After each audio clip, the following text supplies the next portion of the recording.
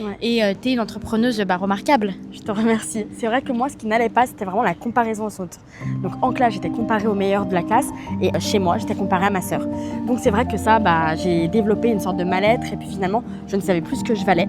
Et à la suite de ça, j'ai fait beaucoup de petits jobs avec mes parents notamment. Et c'est vrai qu'avec mon père, je me suis toujours bien entendue dans le travail parce que j'aimais être dynamique, j'aimais gérer, etc.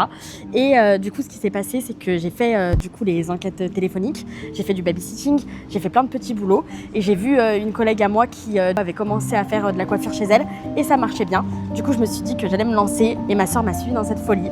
Et c'est vrai qu'à la suite de ça, on n'a plus rien lâché. On s'est rendu compte que les réseaux sociaux, c'était moteur et que c'était une vitrine sur le monde et que même si on était à Caluire-et-Cuire dans notre chambre, finalement, on pouvait toucher des personnes de 2-3 heures de route qui nous ont fait confiance. Et de là, j'ai pris vraiment confiance en moi et j'ai voulu faire plus de projets. Et avec notre savoir-être, avec nos parents, le travail depuis qu'on est jeune, nos études scientifiques aussi, ça nous a permis de développer notre savoir-faire, développer aussi nos propres produits qui nous a amené à l'exigence aujourd'hui du marché et du coup de nous démarquer de toutes les autres concurrentes. Et j'en suis très fière. Moi aussi.